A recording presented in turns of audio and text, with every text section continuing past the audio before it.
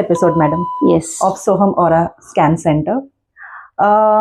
मैंने आपके last 2 podcast देखे Okay. जब आपने मुझे इनवाइट किया फॉर कंडक्टिंग दिस.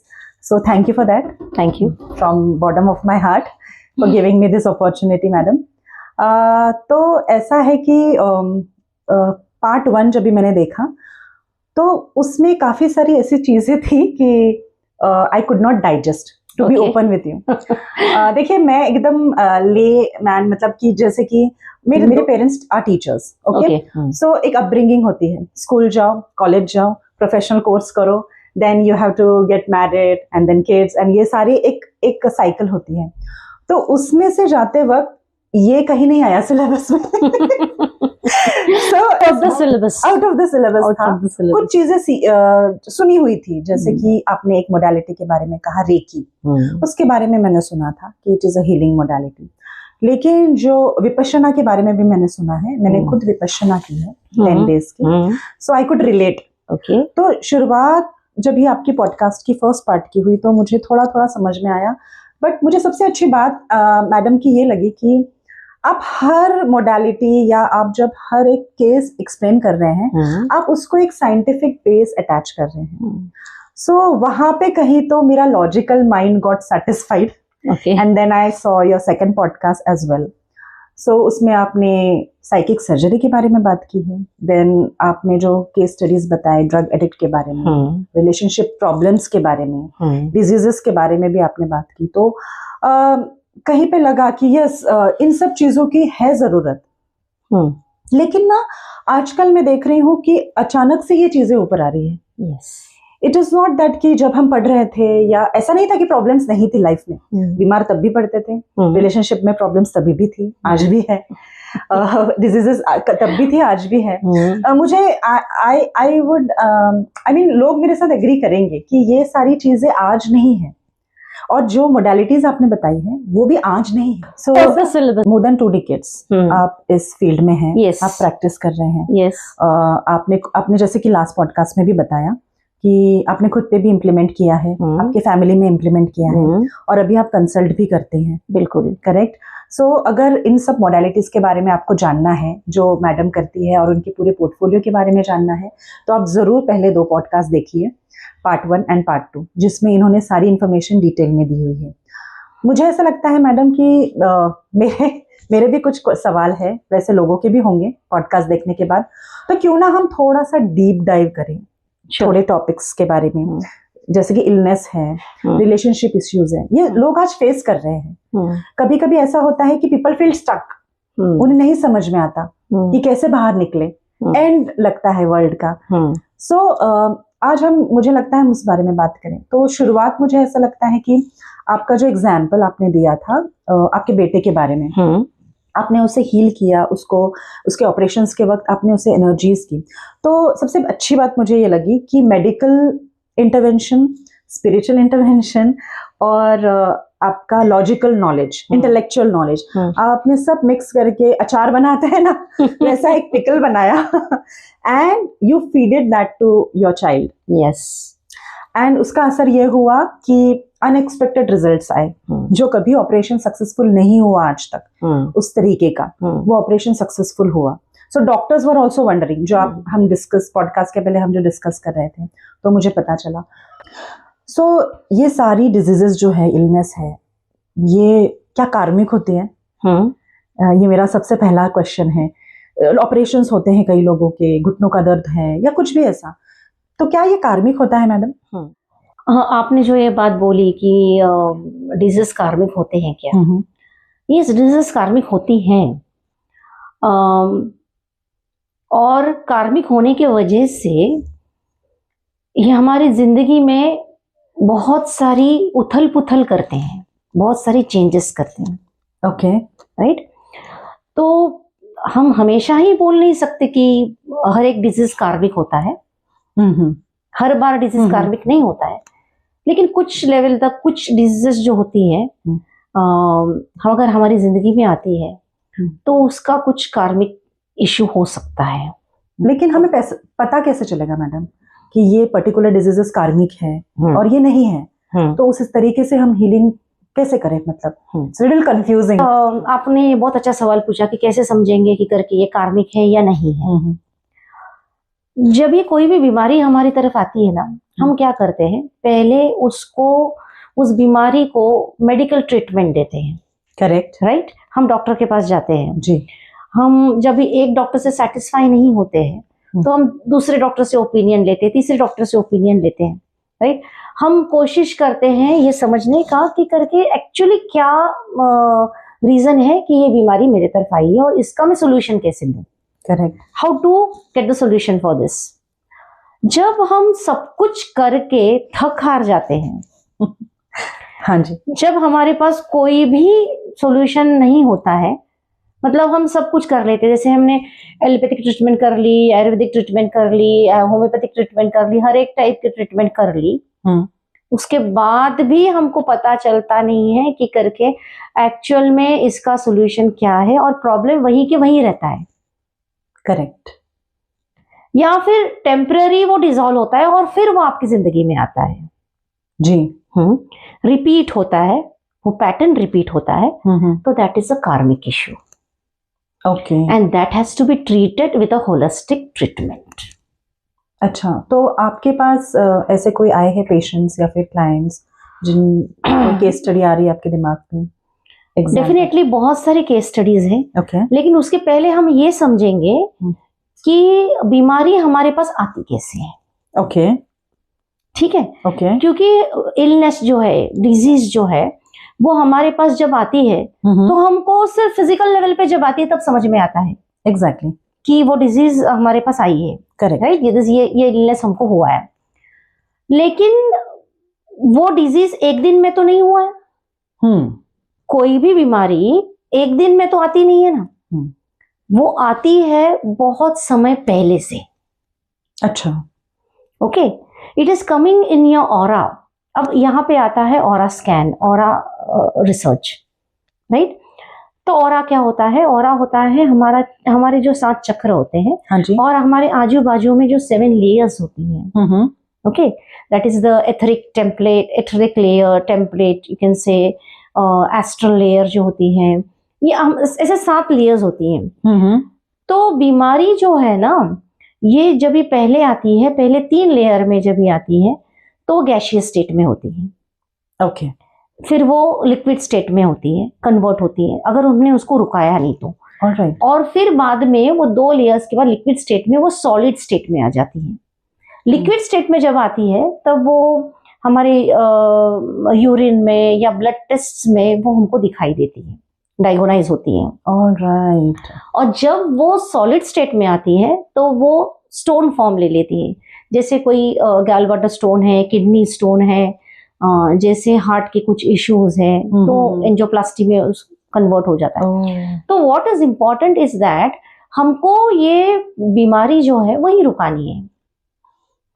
करेक्ट। मतलब गैशियस स्टेट में हम रुका देंगे तो वो लिक्विड स्टेट में आएगी नहीं अंदर, तो वो बॉडी में अंदर आएगी नहीं, तो फिजिकल लेवल पे आएगी नहीं। जब फिजिकल लेवल पे आती है तो उसको रुकाना, उसको सॉल्व करना बहुत डिफिकल्ट है। मैडम, हम गैशियस स्टेट में इसको आइडेंटिफाई कर सकते हैं? मतलब कोई डॉक्टर वगैरह हमें नहीं बता सकता ना, ये थोड़ा डिफिकल्ट है। Yes, you are right. Aura scan ही एक ऐसी मॉडलिटी है जिसमें गैशियस स्टेट में कोई भी बीमारी दिखती है। ओके। ओके। आप अगर दूसरी कोई भी, मतलब मेडिकल में डॉक्टर्स लोग जो इन्वेस्टिगेशंस करते हैं तो उसमें नहीं दिखेगा, सिर्फ ऑरा स्कैन में ही दिखता है। बायोफिल रीडर है, अलग अलग तरीके हैं ऑरा स्कैन करने के। अभी आप पहले ये बात समझो, एक होता है माइंड और एक होता है brain. Can we see mind? No, it's not possible. But we can see brain. हाँ, it is possible because it's organ. Correct. Right. तो माइंड क्या है? Mind is a software. और ब्रेन क्या है? ये हार्डवेयर है। करेक्ट। वो ऑर्गन है तो इट्स अ हार्डवेयर। माइंड क्या है? उसको चलाने वाला सॉफ्टवेयर है। राइट। तो हमारे माइंड में थॉट्स आते रहते हैं। हाँ। एक दिन में हमको 60,000 थॉट्स आते हैं। ओके। 60,000 थॉट, ये वेरीफाइड है, this is proven by science. अच्छा, this is total science. 60,000 thoughts हमको आते हैं। 60,000 थॉट्स में 54,000 थॉट्स ऐसे होते हैं जो नेगेटिव होते हैं। ओके। हाँ, और 6,000 थॉट्स होते हैं वो पॉजिटिव होते हैं। Okay okay, only 6,000 thoughts positive होते हैं। कोई भी ह्यूमन बीइंग आप ले लो, तो इसमें क्या होता है कि जैसे मैं आपको एग्जांपल दूं, आपके घर पे कोई आता है, आपके डोरबेल कोई बजाता है, वो आपको बोलता है कि करके मुझे एक ग्लास पानी चाहिए, तो आपके माइंड में पहला थॉट क्या आएगा कि ये मेरे पास ही क्यों आया। फिर आपको आएगा कि करके मैं इसको पानी दूं नहीं दूं। तीसरा थॉट आपको आएगा कि शायद ये चोर वगैरह तो नहीं है, कुछ लूटने वगैरह तो नहीं आया है। चौथा थॉट आपको आएगा कि करके नहीं, मैं इसको पानी नहीं देती हूँ। पांचवा थॉट आपको ऐसा आएगा कि मैं इसको पानी दे देती हूँ, बेचारा प्यासा है, उसको मैं पानी दे देती हूँ। So 4 thoughts are coming negative and the 5th thought is a positive. आपको आना चाहिए वो जो 5th वाला थॉट है उसको पकड़ना। That is the positive thoughts. Only positive thoughts. Only positive thought. Okay. तो ये 4 पॉजिटिव थॉट के बाद लास्ट वाला आता है 5th वाला नेगेटिव पॉजिटिव थॉट। ओके, तो कैसा होता है कि ये हो गया माइंड एंड ब्रेन का, राइट? यस। तो थॉट जो है ना, ये सबसे इंपॉर्टेंट चीज है। हमारा थॉट, आवर थॉट्स, करेक्ट। हमारी जो पर्सनालिटी है ना, पूरे थॉट ही डिफाइन करती है। आप जितने ये संत गुरु, ये जितने लोग आप देखो, वो पॉजिटिव ही बातें करते हैं, वो पॉजिटिव ही थॉट देते हैं, राइट? हाँ, लेकिन अगर जितना हम निगेटिव बात करेंगे ना, उतनी निगेटिविटी हमारी फैलती है। जितना हम पॉजिटिव बात करेंगे उतने हम काम, कंपोस्ट, हम उतने ही होपफुल रहते हैं जिंदगी में। तो जो गेम है ना, सब वो थॉट्स का है, राइट? और थॉट्स के साथ आते हैं हमारी इमोशंस। यस, थॉट्स के साथ कनेक्ट होते हैं हमारे इमोशंस। अभी आप देखो, अगर आप खुद का पास्ट थोड़ा सा सोचेंगे, तो पास्ट में क्या होती है? हमारी मेमोरीज, राइट? मेमोरीज स्वीट भी होती है, सार भी होती है। करेक्ट। मेमोरीज अच्छी भी होती है, बुरी भी होती है। जो स्वीट मेमोरीज है ना, जब आप सोचेंगे तो जैसे आप रिफ्लेक्ट करोगे स्वीट मेमोरीज, तो आपके मन में आएगा एक खुशी की तरल आएगी, राइट? आपका हार्ट चक्रा है ना, इससे ओपन हो जाएगा, आप खुश हो जाओगे। आप कुछ बिना बोले भी आपके फेस पे एक स्माइल आएगा जब आप वो स्वीट मेमोरी के बारे में सोचते हो। Correct, right? और वैसे ही कोई एक सैड सिचुएशन, एक सैड सर्कमस्टेंसेस में से आप गुजरे हो और वो मेमोरी आप रिफ्लेक्ट करते हो, तो तभी ऑटोमेटिकली आप एक डिप्रेशन में चले जाते हो। करेक्ट। आपके चेहरे पर एक स्ट्रेस आ जाता है, एक टेंशन आ जाता है, आप वो थॉट में चले जाते हो, तो आप थोड़े से ब्लैंक हो जाते हो, राइट? तो ये होता है इमोशन। इस तरह से इमोशन हमारे जिंदगी में रिफ्लेक्ट करता है, हमारे पे काम करता है। तो इमोशन के साथ आता है एक्सेप्टेंस, इमोशन के साथ आता है एक्शन। लेकिन बुरी मेमोरीज को एक्सेप्ट करना थोड़ा डिफिकल्ट हो जाता है। डेफिनेटली। तो उसके लिए भी हमारे पास बहुत सारी मॉडलिटीज है ना। जैसे फॉरगिविंग एंड फॉरगेटिंग, राइट? जैसे रिमेम्बरिंग है, तो रिमेम्बरिंग को हम अगर निकालना है, कोई भी रिमेम्बरेंस, कोई भी मेमोरी, तो उसके लिए आता है forgiving and forgetting. Okay, right? तो हम जब एक्सेप्टेंस में मोड में आते हैं, अच्छा, आप जो बात कर रही हैं कि करके बुरी मेमोरीज को एक्सेप्ट करना डिफिकल्ट होता है, करेक्ट। लेकिन अगर हम उसको एक्सेप्ट नहीं करेंगे तो हम आगे भी नहीं बढ़ेंगे, हम वही अटके रहेंगे। ओके। तो कुछ भी हो ना, अच्छा हो या बुरा हो, उसको एक्सेप्ट करना बहुत जरूरी होता है। जब हम उसको एक्सेप्टेंस मोड में हम आ जाते हैं, तब हम आगे जाते हैं। तो ये non acceptance of bad memories he get converted into diseases? Definitely, yes. Okay. Now you have come to the right track. Okay, got it. ये आपने ही आपके जबान से बोली ये चीज कि ये कैसे होता है। ये ऐसे ही होता है। कोई भी बैड मेमोरी, कोई भी सैड इशू, कोई भी हर्ट, कोई भी इंसल्ट, ये सब हम जमा करते हैं। जमा करते हैं कहाँ जमा करते हैं? हमारी बॉडी में। ओके। हाँ, हमारे हर एक ऑर्गन में ये अटक जाता है। Okay. It gets accumulated. Okay. It gets accumulated. तो हर एक थॉट जो होता है ना, ये 200 ग्राम्स ऑफ वेट कैरी करता है। 200 grams? Yes, and this is scientifically proven.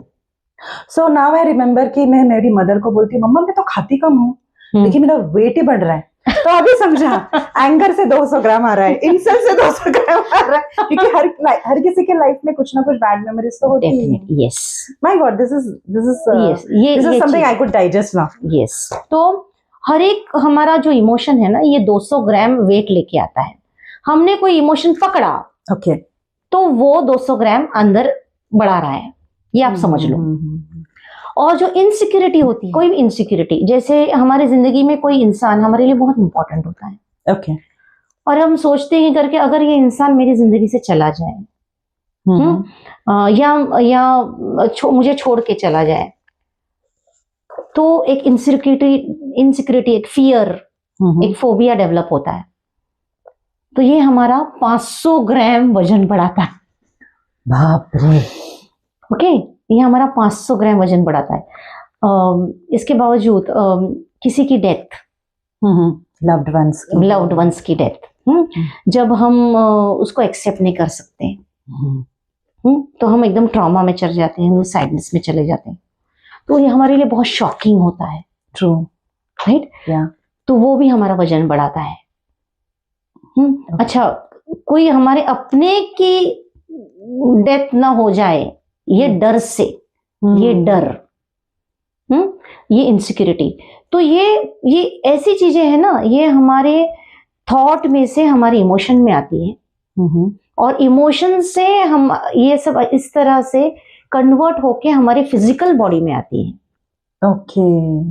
तो जब तक हम इसके ऊपर कोई एक्शन नहीं ले, कोई इसको पहले एक्सेप्टेंस में ला के उसके ऊपर हम काम नहीं करें, तब तक इसका सॉल्यूशन हमको नहीं मिलेगा। सो शुरुआत हम ही से है madam. In short what is I can understand. Yes, शुरुआत, क्योंकि हम ही नेगेटिव सोच हम में लाते हैं ना। यस, नेगेटिव सोचना हम ही करते हैं ना, कोई बाहर से तो नहीं करता। बिल्कुल। Okay, so now it is clear कि एक्सटर्नल, मतलब हमने सोचा, that emotion came into my mind, अभी वो आ गया हमारी बॉडी में, लेकिन हमें कैसे पता चलेगा वो कहाँ जाके एक्यूमुलेट हो रहा है, कहाँ जाके बैठ रहा है? उसके बारे में थोड़ा बताएंगे।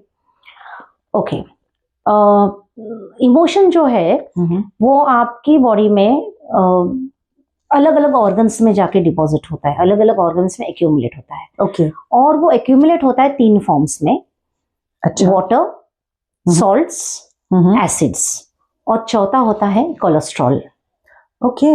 चौथा होता है कोलेस्ट्रॉल। ओके, तो कैसा होता है ना कि अभी आपने जैसे पूछा कि करके एक पर्टिकुलर इमोशन कौन से ऑर्गन में जाएगा, राइट? जब भी कोई भी ऑर्गन की फ्रीक्वेंसी वो पर्टिकुलर इमोशन के साथ अलाइन हो जाती है, तब वो पर्टिकुलर ऑर्गन चूज करता है। ओके। Got it? ये पूरा एक साइंस है। मैं इसे एग्जांपल से समझना चाहूंगी। मान लीजिए मुझ में एंगर है, तो मेरा एंगर कहाँ जाके, मुझे गुस्सा है किसी चीज का बहुत, वो कहीं जाके बैठता है मेरे बॉडी में, और कोई तो एक बॉडी के ऑर्गन में बैठता है, ये आपका कहना है? यस। तो आप देखिए, तो अभी आपने जैसे बात की कि एंगर की बात की जी, राइट? एंगर इज समथिंग जो ऐसा इमोशन है जो हमारी पर्सनालिटी को निगेटिव बना देता है। Okay, right? यस। क्योंकि एंगर में बहुत सारे लोग बहुत सारी चीजें करते हैं। कोई बहुत जोर से चिल्लाता है, कोई बहुत जोर से बात करता है, कोई उस चीज को अलग ढंग से, मतलब एकदम मारामारी पे भी आ जाता है, वायलेंट हो जाते हैं, वायलेंट हो जाते हैं लोग, राइट? तो एंगर जो है ये होता है connected to your heart chakra. Okay. Connected to your heart. जब भी कोई भी इमोशन है, पहली बात तो इमोशंस है ना तो हार्ट है। ट्रू। हमारे जितने इमोशंस है ना तो इसका मेन सेंटर है ना वो है हार्ट। इमोशन लेयर का ही, इमोशनल लेयर का ही सेंटर होता है हार्ट। और आपने एकदम सही क्वेश्चन पूछा है मुझे, एंगर। तो एंगर जो है वो बैठता है आपके हार्ट में, सप्रेस हो जाता है। ओके। जब भी एंगर सप्रेस हो जाता है तो वो एंगर ब्लॉक निर्माण करता है, और वो एंगर ब्लॉक निर्माण करता है आपके हार्ट में। जब बहुत ज्यादा सप्रेशन हो जाता है, बहुत ज्यादा बात नहीं कर सकते, उस चीज को बाहर नहीं निकाल सकते, उस बारे में बोल नहीं सकते, तो वो ब्लॉक इतना बड़ा हो जाता है कि वो कन्वर्ट हो जाता है कोलेस्ट्रॉल एक्यूमुलेशन में। ओके। और फिर वो कोलेस्ट्रॉल एक्यूमुलेशन में होने के बाद वो हार्ट के इश्यूज हमारे चालू हो जाते हैं। सो ये बाईपास या फिर ये बाईपास है, एंजियोप्लास्टी है, एंजियोग्राफी है, ये सब जो चीजें होती हैं जो हार्ट के ब्लॉक्स होते हैं, यही तो कारण है।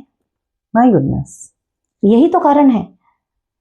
तो इसका मतलब क्या है कि हमने कोई भी इमोशन सप्रेस नहीं करना चाहिए। और एक बात मैं आपको बताना चाहूंगी, ओके, लेडीज की स्पेशली, लेडीज बहुत बार बातें सप्रेस करती हैं, राइट? सप्रेस करती हैं।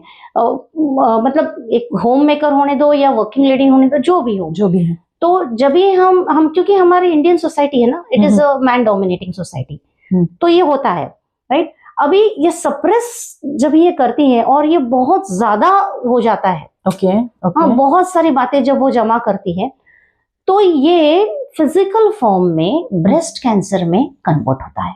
Okay, it is also suppression of anger.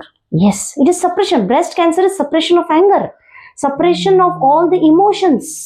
जो वो बात नहीं कर रहे, जो इंसल्ट्स है, जो हर्ट्स है, जो ट्रॉमिक सिचुएशन से वो जाती है, या जो फिजिकल अब्यूज से हो जाती है, हाँ, इमोशनल ट्रॉमास जो होती है उसमें से हो जाती है। जब भी वो ये चीजों से पास होती है ना, और वो अनबेरेबल हो जाता है, तो वो फिजिकल फॉर्म में कन्वर्ट होता है ब्रेस्ट कैंसर। आपने जब ये एग्जांपल बताया हार्ट के बारे में, ब्रेस्ट के कैंसर के बारे में, तो I just remembered a book जो मैंने पढ़ा था when I was in college. बहुत फेमस किताब है वो, लुइस हेजी ने लिखी है, you can heal your life. Yes. So उसमें उन्होंने यही बताया है कि हर एक इमोशन आपको किस तरीके से डैमेज कर रहा है।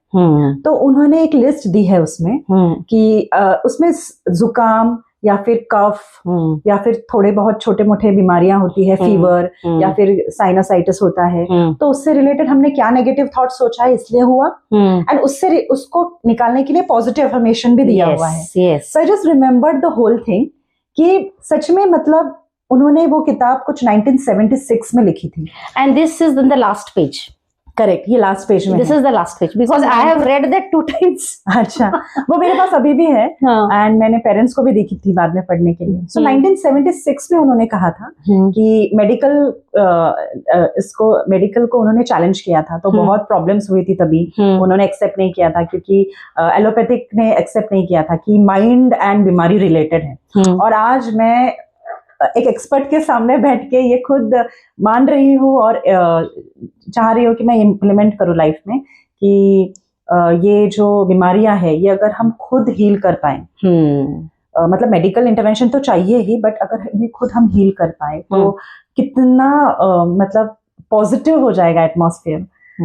जो लोग अगर एक नेगेटिव थॉट हमें इतना डैमेज कर रहा है अंदर से, अगर ये पीपल रियलाइज कर ले, उन्हें समझ आ जाए, तो मैं तो आज से सोचूंगी ही नहीं नेगेटिव। 200 ग्राम नहीं चाहिए भाई वेट बढ़ाना ही नहीं है।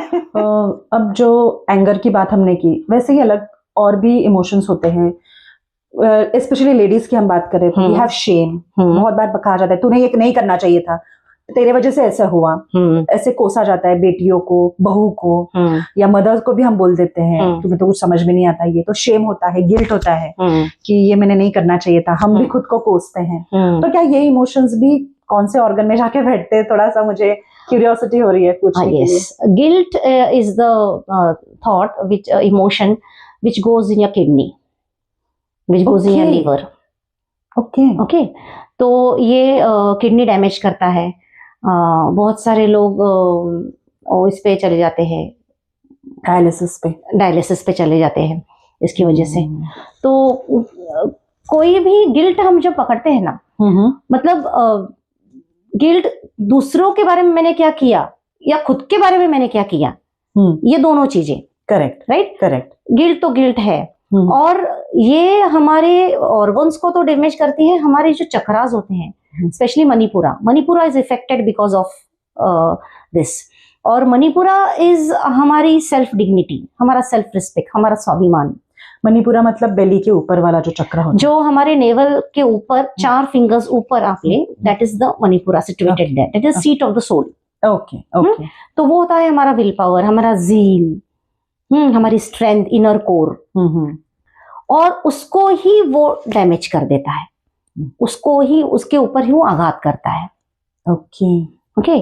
तो इसके लिए क्या करना चाहिए? इसके लिए होना चाहिए फॉरगिवनेस एंड फॉरगेटिंग। ओके। कोई भी चीज हो, हमको माफ करनी आनी चाहिए। हमको खुद को माफ करना आना चाहिए, हमको दूसरे को माफ करना आना चाहिए। और बहुत बार हम यही नहीं कर पाते। एग्जैक्टली, बहुत बार हम यही नहीं कर पाते। हाँ, जैसे और दूसरा बात होता है, जैसे सैक्रल चक्र हमारा इफेक्ट होता है जब लेडीज का ना यूट्रस, राइट। तो इमोशंस जो होते हैं, रिलेशनशिप इश्यूज जो होते हैं, हाँ जी, ये हम हैंडल नहीं कर पाते जब। तो क्या होता है कि वो हमारे सैक्रल चक्र पे इफेक्ट करता है। सैक्रल चक्र हमारे यूट्रस पे, हमारे रूट चक्र पे इफेक्ट करता है, मूलाधारा पे। जैसे लेडीज में यूट्रस का इश्यूज बहुत सारी, आजकल बहुत सारी लेडीज यूट्रस के इश्यूज फेस करती हैं, राइट। यूट्रस निकाला जाता है, यूट्रस निकाला जाता है एज के बाद। यस, स्पेशली जब लेडीज मेनोपॉजल इसमें होती हैं। तो वो क्यों होता है? क्योंकि रिलेशनशिप इश्यूज, ओके, हाँ, हम हैंडल नहीं कर पाते। बहुत सारे टाइम, ये एज उम्र तक हम जब 45-50 में जब आते हैं तो हम बहुत स्ट्रेस्ड आउट हो जाते हैं हमारे रिलेशनशिप इश्यूज लेके, राइट। वो हैंडल नहीं कर पाते। तो वो उसका इफेक्ट जो होता है हमारे यूट्रस पे होता है, हमारे रूट चक्र पे, दैट इज मूलाधारा। ओके। तो जब यूट्रस पे होता है तो फाइब्रॉइड्स होते हैं, सिस्ट होते हैं, और पीसीओडी होता है, ये ओवरियन कैंसर होता है। ऐसे अलग अलग लेडीज ये जो इश्यूज उनको तकलीफ होती है ना, ये कारण यही होता है क्योंकि रिलेशनशिप इश्यूज में जो इमोशंस है, वो इमोशंस हम हैंडल नहीं कर पाते। तो हमको क्या करना है? हमको फॉरगिव करना है, फॉरगेट करना है। Okay, that is the solution. That is the solution, एकदम अच्छा सॉल्यूशन है। और हमको कॉर्ड्स कट करने हैं अनवांटेड लोगों के साथ, जो हमने कॉर्ड्स ज्वाइन करके रखे हैं ना अपने, जो हमने बांध के रखे हैं।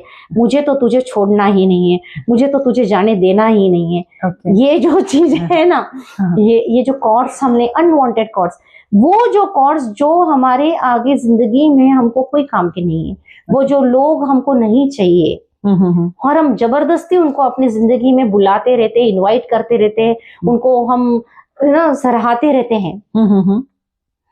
इसकी जरूरत नहीं है, उसकी जरूरत नहीं है, उनको छोड़ दो। सो ये जो रिलेशनशिप है मैडम, इसमें सिर्फ हमारे फ्रेंड्स, फैमिली ही नहीं आते। मेरा मतलब है कि जैसे कि आजकल लेडीज जॉब्स भी कर रही हैं, तो ऑफिस कलीग्स हो गए, यस, तो उनके साथ भी कॉर्ड्स हमारे यस यस यस। जैसे हमारे हायर अथॉरिटीज हैं, हाँ जी, कभी कभी हमारा हायर अथॉरिटीज के साथ जमता नहीं है। हाँ, वो कुछ बोल देते हैं जो हमको बुरा लगता है, और हमको फिर हमारा कॉन्फिडेंस, हमारा सेल्फ कॉन्फिडेंस जो होता है, इसको डिमोरलाइज कर देते हैं उनको। वो हमको डिमोरलाइज कर देते हैं पूरा। तो हमको ऐसा लगता है कि मुझे तो कुछ आता ही नहीं है, मेरी तो कुछ कैपेसिटी नहीं है, मेरी तो कुछ एबिलिटी ही नहीं है। We go in guilt. We go in guilt. Yes. We go in guilt. तो ये चीज है। कई बार हमको भी ऐसा भी लगता है कि करके हमारा appearance, the way we carry ourselves, हम कभी कभी उसके बारे में इन्फीरियरिटी कॉम्प्लेक्स होता है। ओके। कि मैं खुद को ड्रेसअप नहीं कर सकती हूँ ठीक से, मैं अपना खुद का ड्रेसअप ठीक से नहीं कर पा रही हूँ, ये इंफीरियरिटी कॉम्प्लेक्स डेवलप करता है। ये लेडीज में ही नहीं, जेंट्स में भी आप देखिए। हाँ, दोनों में। ये तो मैं कॉमन बोल रही हूँ आपको। इंफीरियरिटी कॉम्प्लेक्स जो ऐसी चीज है ना, ये कनेक्टेड है हमारे सैक्रल से, हमारे रूट चक्रा से, मूलधारा से, फियर फोबियाज है। तो ये इंफीरियरिटी जब हम डेवलप करते हैं तो ये कन्वर्ट होती है पाइल्स में, फिशर में, जेंट्स में प्रोस्टेट ग्लैंड के जो इश्यूज होते हैं, इसमें ये कन्वर्ट हो जाता है। तो क्यों हम इसको इतना खींचे कि ये फिजिकल लेवल तक इस तरह से मटेरियलाइज हो जाए, मैनिफेस्ट हो जाए? क्यों हम इसको इतना खींचे? क्यों ना हम इसको छोड़ दें यहीं पर? करेक्ट। तो हम अगर इसको छोड़ देंगे तो हम सफर नहीं होंगे ना, फिजिकली हम इतना सफर नहीं होंगे। ओके। क्योंकि एट द एंड हमको क्या चाहिए? पीस और एक हेल्दी लाइफ और a healthy life, a good life. So अभी हमें समझ आ गया है कि डिजीज डायरेक्टली नहीं आती, कोई भी इलनेस डायरेक्टली नहीं आता, वो एक इमोशन के थ्रू आता है या थॉट के थ्रू आता है। बराबर है। और वो नेगेटिव थॉट ही होता है। सो मान लीजिए हमें बीमारियां नहीं है अभी, but I am thinking lot of negative things, मैं बहुत नेगेटिव सोच रही हूँ, ये मुझे पता है। तो उसी स्टेज पे क्या मैं रोक सकती हूँ? क्योंकि इवेंचुअली 1 ईयर, 3 ईयर या 5 इयर्स में मुझे कोई डिजीज हो ही जाएगी अगर मैं वो पैटर्न कंटिन्यू रखूंगी। करेक्ट। क्योंकि आज अब तक के डिस्कशन से मुझे इतना पता चला है, तो मैं फर्स्ट स्टेज पे ही कैसे रोक पाऊंगी? ये पहला सवाल। और दूसरा कि क्या ऐसी कोई ट्रीटमेंट्स है जो विदाउट मेडिकल ट्रीटमेंट मैं ठीक हो सकती हूँ अगर मुझे ऑलरेडी कोई डिजीज डिटेक्टेड है? तो आपका ये सवाल है कि जो डिजीजेस आपको कोई नेगेटिव पैटर्न है, आपका थॉट पैटर्न है, but you don't have any diseases. Correct. Okay, right now may be you may be having, I mean not you, I am telling एक जनरल बात कर रही हूँ कि जब नेगेटिव थॉट पैटर्न है ना, हाँ जी, तो डिजीज होता ही है, लेकिन वो होता है गैसियस फॉर्म में। तो इंसान को पता ही नहीं होता है, राइट? स्लोली वो नेगेटिव थॉट एंटर करता है, स्लोली लिक्विड में, बाद में सॉलिड में, जैसा है। तो अभी क्या है कि आप जैसे ये बोल रहे हो कि करके विदाउट मेडिकल ट्रीटमेंट, कोई भी मेडिकल ट्रीटमेंट ना लेते हुए कोई डिजीज में ठीक कर सकती हूँ क्या? तो मैं इसके लिए अग्री नहीं करूंगी। We have to go for medical treatment.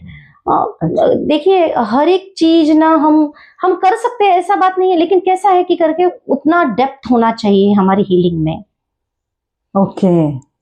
उतना फोकस, उतना कंसंट्रेशन, उतनी वो लेवल होनी चाहिए, राइट? और मेडिकल ट्रीटमेंट के साथ ये सपोर्ट सिस्टम है, this is support system. Okay, हमको चलना है उसको साथ में लेके।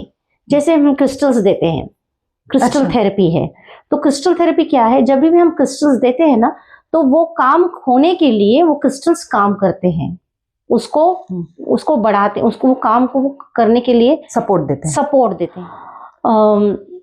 कोई भी डिजीज जब हमको लग रहा है करके कोई प्रॉब्लम है, तो हमको मेडिकल ट्रीटमेंट लेनी चाहिए। ओके। मेडिकल ट्रीटमेंट के सिवा नहीं होगा, I would suggest that. Alright.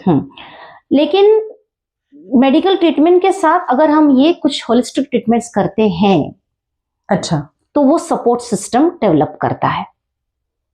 Okay.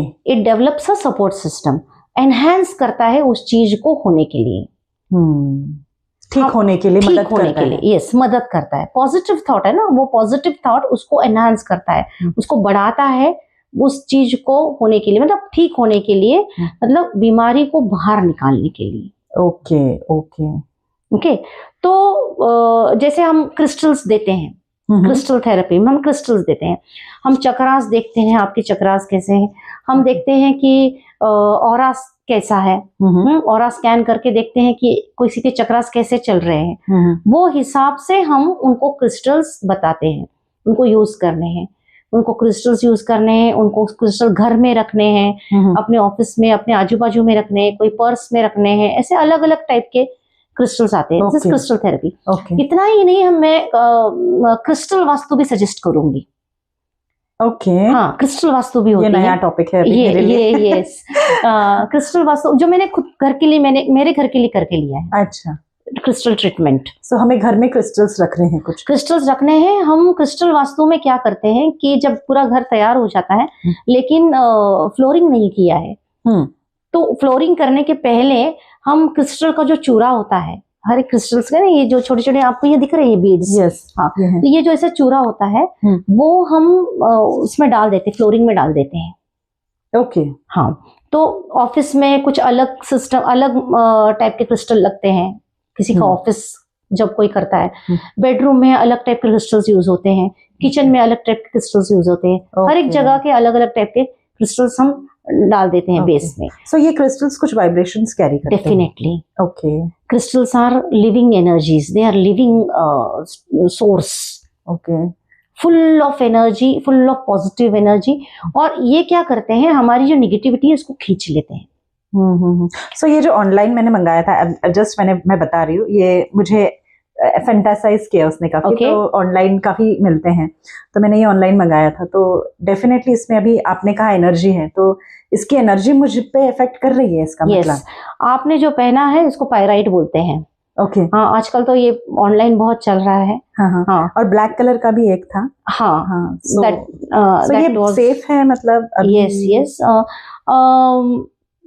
ऐसा तो मैं बोल सकती हूँ कि करके pyrite is safe. Pyrite abundance और प्रॉस्पेरिटी लाता है। आपके फाइनेंशियल इश्यूज, बहुत सारे जो ब्लॉक्स होते हैं उसको ठीक करता है। तो pyrite is definitely a good source of this energy. तो ऐसे बहुत सारे क्रिस्टल्स हम यूज कर सकते हैं, लेकिन क्रिस्टल्स हम जब भी यूज करें कोई काउंसलर को पूछ के, जो क्रिस्टल्स में डील करता है, क्रिस्टल हीलर को पूछ के तभी करे, क्योंकि हमको पता नहीं ना हमारे कौन सा चक्रा कैसा है, कौन सा डॉर्मेंट है, कौन सा बहुत ज्यादा फ्रीक्वेंसी से भाग रहा है, कौन सा एंटी क्लॉकवाइज भाग रहा है, हमको पता नहीं पता। वो सब चेक करके कौन सा क्रिस्टल एक्चुअली हम पे लागू होगा, करेक्ट, इन दैट स्कैनर जो आपने बताया, हाँ, कौन सा हमारे पे लागू होगा वो ही हमने यूज करना चाहिए। हमारा इशू जो है उसके ऊपर कौन सा क्रिस्टल चलता है, ये हम ब्लाइंडली अगर उसको देखेंगे तो कभी कभी मुश्किल में आ सकते हैं। Okay, so it will have negative effect as well. maybe certain crystals can give you negative effect. So ये नेगेटिव इफेक्ट करता है अगर हमने रैंडमली क्रिस्टल्स उठाए तो? मैं ऐसा नहीं बोलूंगी कि नेगेटिव इफेक्ट करता है, बिकॉज क्रिस्टल्स का पॉजिटिव ही इफेक्ट होता है। लेकिन अगर आपने कोई क्रिस्टल यूज किया, जैसे मैं टाइगर साई का एग्जांपल देती हूँ। अगर कोई व्यक्ति एग्रेसिव है और उसने टाइगर साई यूज किया तो वो इंसान और ज्यादा एग्रेसिव हो सकता है। ओके, क्योंकि उसका काम है एंगर सपोर्ट करना, उसका काम है कि एग्रेसिव बनाना इंसान को। ओके, टाइगर साई इंसान को थोड़ा एग्रेसिव कर देता है। हाँ, थोड़ा, क्योंकि वो सोलर प्लेक्स पे काम करता है। अच्छा, तो वो आपको सेल्फ रिस्पेक्ट, सेल्फ डिग्निटी, आपको वो आपकी वो बढ़ाएगा। आपको बात करने के लिए वो ये करेगा, आपको स्पीच कम्युनिकेशन ठीक करेगा। भले वो सोलर प्लेक्स का है, लेकिन वो विशुद्धि के लिए भी वो काम करेगा। वो आपको सेल्फ कॉन्फिडेंस दिलाएगा ना, तो आप बात करेंगे। Correct, right. तो अगर ये जो बात करने वाला आदमी है जो ऑलरेडी एग्रेसिव है, अगर वो टाइगर ले तो गड़बड़ हो जाएगी। Correct, absolutely. तो इसके लिए क्या है कि आप जब भी कोई क्रिस्टल लेते हो तो कोई क्रिस्टल हीलर को आप काउंसल करो, पूछो, उनसे काउंसलिंग लो, राइट, उनसे गाइडेंस लो, और आप वो बताएंगे कि आपको कौन से आपके चक्रास कैसे हैं, तो आप कौन से क्रिस्टल के साथ अलाइन होते हो। Okay, got it. Okay madam, मेरा एक सवाल अभी रिलेशनशिप रिलेटेड है, क्योंकि अभी हमने लेडीज के इश्यूज के बारे में बात की और उसमें ऐसे आया कि they carry lot of shame, guilt. तो वैसे ही मेन भी हैं जो ये सारे इश्यूज कैरी करते हैं, उनमें भी शेम, गिल्ट, बिकॉज ये सारे इमोशंस जेंडर देख के नहीं आते। Yes, definitely. तो ये दोनों में ही प्रॉब्लम होते हैं, शादीशुदा कपल्स में भी प्रॉब्लम्स होते हैं। सो रिलेशनशिप इश्यूज जो है ये बढ़ते ही जा रहे हैं, हम देख रहे हैं मॉम डैड के पेरेंट्स और बच्चों के बीच में है, भाई बहन के बीच में है, हस्बैंड वाइफ के बीच में है, फ्रेंड्स के बीच में है। तो इन सबको जो है हम कंटिन्यू तो नहीं लेकिन पूरे जड़ से निकाल सकते हैं क्या? मतलब कि हमने अभी कहा कि ये बॉडी में आ गया है, लेकिन वो पहले था इमोशन में और उसके पहले था थॉट में। तो थॉट से ही हम उसे पूरी तरीके से निकाल सकते हैं ताकि ये इश्यूज ही ना आए एंड सबकी लाइफ अच्छी हो जाए। यस, निकाल सकते हैं, डेफिनेटली निकाल सकते हैं, और वही काम हम करते हैं। स्पिरिचुअल हीलर का काम ही वो होता है कि वो जो कुछ है वो जड़ से निकाले, वो बॉडी से ही नहीं निकाले, वो माइंड से ही नहीं निकाले, वो सोल से निकाले। That's deep, right? तो वो ना सिर्फ बॉडी से निकाले, ना तो वो इमोशन से ही निकाले, वो इमोशन ही निकाले, वो थॉट ही निकाले। तो थॉट निकलेगा, माइंड से निकलेगा, और अगर थॉट माइंड से निकलेगा तो सोल प्योर हो जाएगा, और अगर सोल प्योर हो जाएगा तो हम हमारा इवोल्यूशन पाथ पे हम चले जाएंगे, आगे आगे बढ़ते जाएंगे। So, इसके लिए कोई पर्टिकुलर टेक्निक है या फिर उसके लिए हम यूज करते हैं रिग्रेशन थेरेपी। ओके, हाँ, रिग्रेशन होता है, and regression therapy is one of the best therapy to remove any type of physical, mental, कोई भी तरह का इशू निकालना है तो regression therapy is the best. अभी मैं आपको एग्जांपल देती हूँ वूम रिग्रेशन का। जब हम सोचते हैं ना वूम रिग्रेशन, तो हमारे सामने क्या आता है? कोई भी लेडी आती है। वूम रिग्रेशन यानी कि जो हमारा वूम रिग्रेशन हम हिंदी में कहते हैं कोक। यस, हाँ। तो हम क्या सोचेंगे कि करके वूम रिग्रेशन सिर्फ लेडीज का होता है। हाँ, तो नो, वूम रिग्रेशन जेंट्स का भी हो सकता है।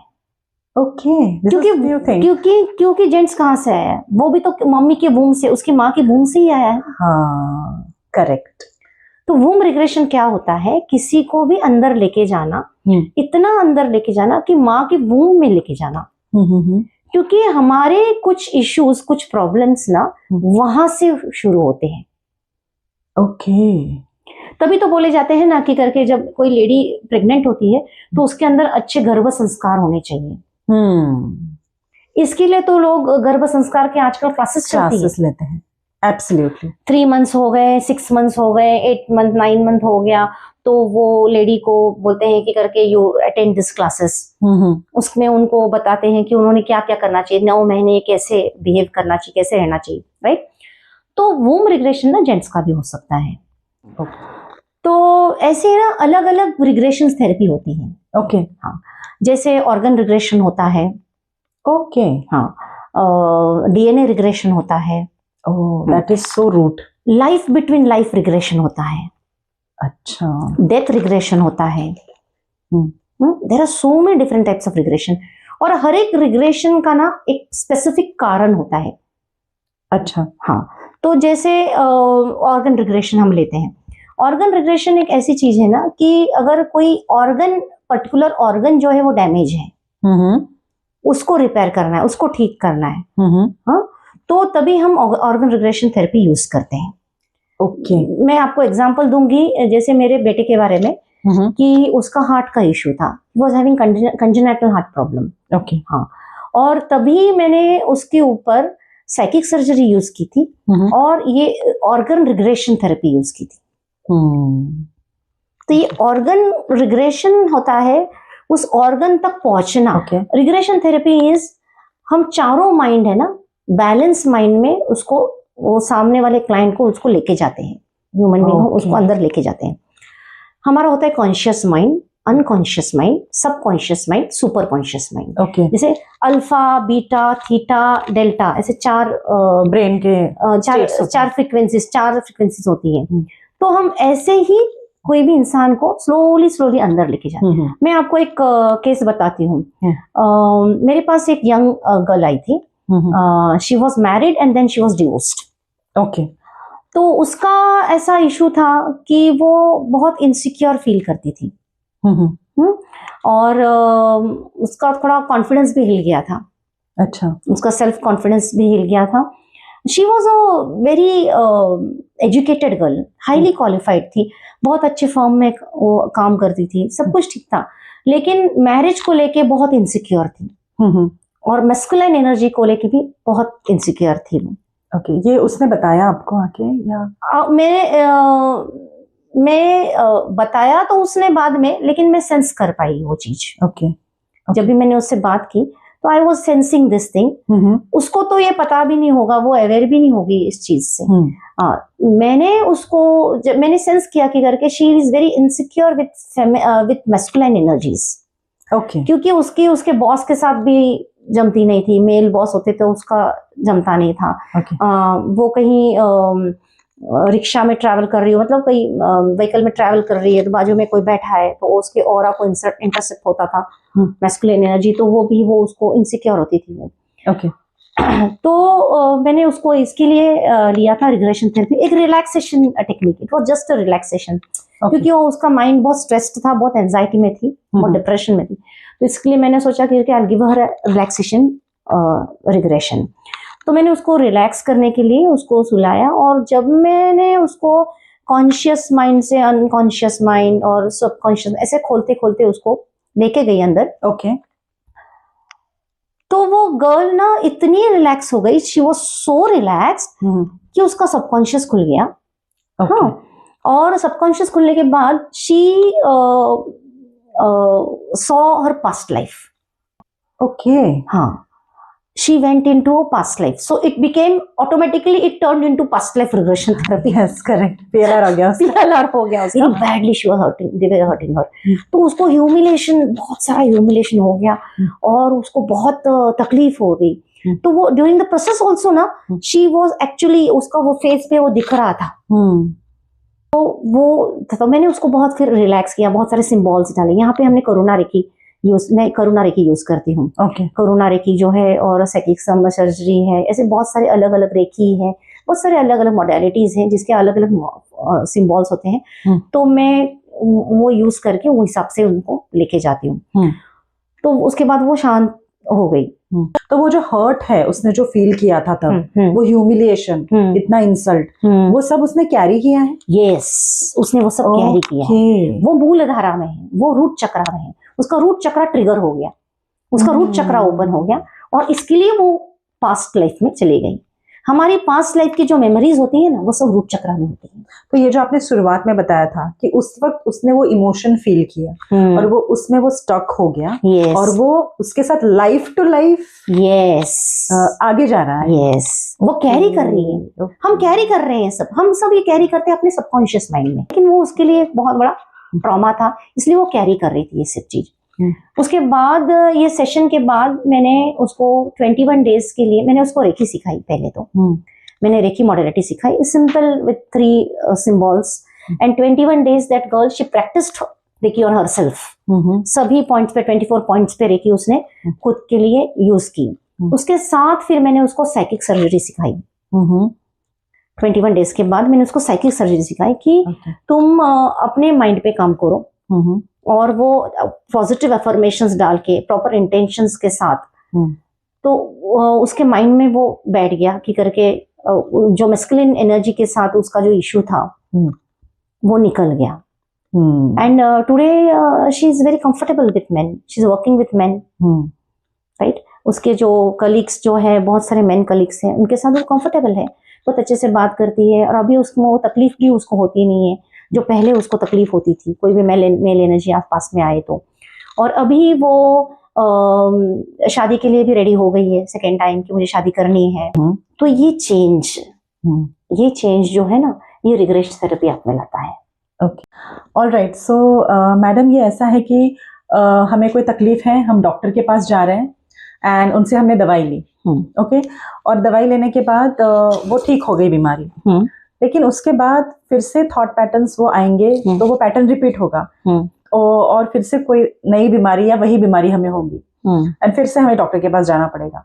सो अब वैसा ही स्पिरिचुअल ये होलिस्टिक ट्रीटमेंट का है क्या, कि आपके पास आए, कंसल्टेशन लिया, चाहे वो पास्ट लाइफ रिग्रेशन हो, वूम्ब रिग्रेशन हो, या क्रिस्टल थेरेपी हो, एंड उसके बाद वो चले गए, एंड देन फिर से वो थॉट पैटर्न में चले गए पुराने वाले, एंड फिर से वही प्रॉब्लम्स उनके लाइफ में आए।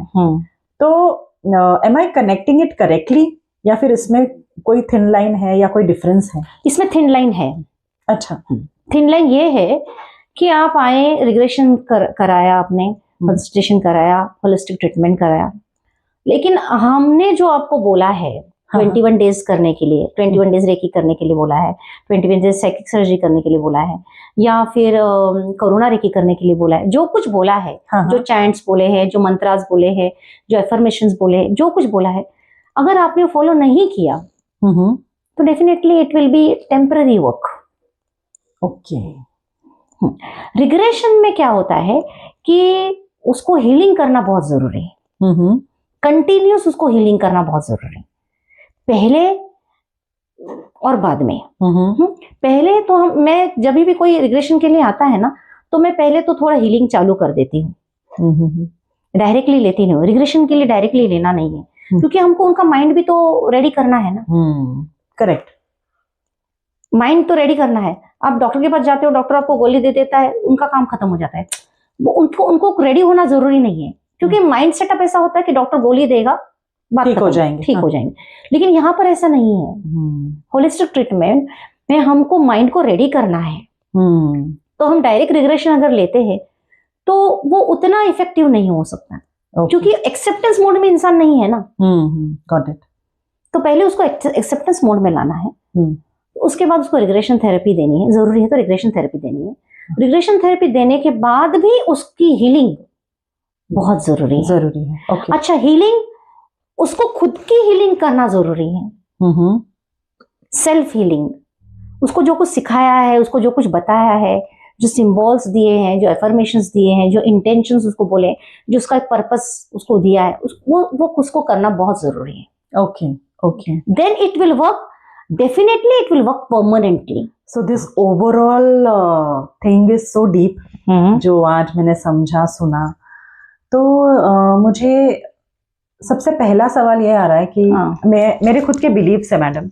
मैं कुछ लोगों को या कुछ एंटिटीज को मानती हूँ। हर कोई हम में से कोई ना कोई रिलीजन या फिर कोई भगवान को फॉलो करता है। तो ये सब करने के लिए do I need to change, या ये सब रिलीजन स्पेसिफिक है क्या? सबसे पहली बात, ये चैंट्स, क्रिस्टल्स, रिग्रेशन। और दूसरा सवाल, एक हेल्दी एंड फिट बॉडी के लिए मुझे स्पिरिचुअल होना भी जरूरी है क्या? आप इसमें थोड़ा बताएंगे। पहले बात तो आप ये समझो कि स्पिरिचुअल होना मतलब क्या। ओके। स्पिरिचुअल होना और रिलीजियस होना ये दो अलग अलग चीजें हैं। Is it? Yes. स्पिरिचुअलिटी का रिलीजियस के साथ कोई संबंध नहीं है। ओके। रिलीजियस आदमी धर्म को पकड़ के चलता है। सही बात है। करेक्ट। वो कर्म कांड में लगा रहता है, पूजा पाठ में, रिचुअल्स जो भी डेली उसमें लगा रहता है। जी। स्पिरिचुअल आदमी अपने आप में ही स्पिरिचुअल होता है। स्पिरिचुअल होता है मतलब क्या? उसको ऐसे स्पिरिचुअल आदमी जो होता है ना, वो हर एक चीज को समझता है, वो पूरा 360 एंगल से सोचता है। वो होता है जिसके अंदर बहुत सारी अच्छाई होती है, और वो अच्छाई ही दूसरी दुनिया को देते रहता है। ओके। फॉर एग्जाम्पल, अगर हम हमारे घर के बाजू में, घर के बाहर एक डॉग आता है, और हम देखते हैं कि करके वो डॉग की तरफ देख के किसी को ऐसा लगता है, किसी इंसान को ऐसा लगता है कि अरे ये तो बहुत प्यासा है। तो वो एक कटोरा भर के पानी लेके आता है, वो कटोरा भर के पानी कुत्ते को देता है, कुत्ता पी लेता है, बहुत अच्छे से थर्स्टी एकदम लिप करके वो उसको पी लेता है, और उसको देखकर ये इंसान खुश हो जाता है, इनर पीस मिलता है, सेटिस्फाई होता है। करेक्ट। वो कुत्ते का सेटिस्फैक्शन को देख के ये सेटिस्फाई होता है। So what is spirituality? Spirituality is actually satisfying the beings which are around us, जो लोग हमारे साथ में हैं, उनको सेटिस्फाई करना है, उनको खुश करना है। क्या देना है? खुशी देनी है, शांति देनी है, पीस देना है। ओके।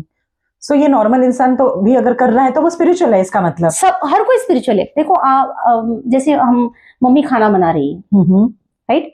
मम्मी खाना बना रही है तो बहुत प्यार से मम्मी खाना बनाती है, उसके पीछे उसका थॉट क्या रहता है कि ये खाना जो मेरे बच्चे खाएंगे, मेरे हस्बैंड खाएंगे, मेरी सास खाएगी, जो मेरे घर के लोग खाएंगे, उनको हेल्दी होना चाहिए, ये खाना होके they should be healthy, right. तो उनको प्रोटीन, उनको कैलोरीज, उनको विटामिन, सब कुछ उनको मिले। करेक्ट। तो वो क्या करती है, बहुत फोकस, बहुत कंसंट्रेशन से खाना बनाती है, राइट। वो 100% उसका देती है। तो वो थॉट होता है। वो रेसिपी बनाने के टाइम तेल डालने के बाद जो कुछ लहसुन अदरक की पेस्ट डालनी है, ये डालना है, वो डालना है, जो वो रुक रुक के आराम से डालती है। वो ऐसे घाई नहीं करती है, डाल दो वो डाल दो, ऐसे नहीं। वो रुक रुक के प्रॉपरली उसको पकने देती है, हर एक चीज को ठीक से होने देती है। वो ऐसे तरह से वो बनाती है, क्योंकि उसके पीछे उसका थॉट क्या होता है कि सब्जी जो है बहुत सुंदर बने, बहुत अच्छी बने, टेस्टी बने, डिलीशियस बने। क्यों? क्योंकि मेरा बच्चा जब खाए, मेरा हस्बैंड जब खाए, या मेरी सास जब खाए, तो उसको अच्छा लगना चाहिए, उसका मन सेटिस्फाई होना चाहिए, उसका पेट तो भरना ही चाहिए, लेकिन मन भी सेटिस्फाई होना चाहिए। True, right. हाँ। तो यू आर स्पिरिचुअल। कोई भी काम करो, फोकस से करो, कंसंट्रेशन से करो, 100% करो, उसके अंदर पूरे चले जाओ। हम पॉडकास्ट ले रहे हैं, आप मेरे सामने बैठिए, मैं आपके सामने, इतनी देर हो गए हम एक दूसरे से बातें कर रहे हैं, लेकिन हम 100% इस चीज में हैं।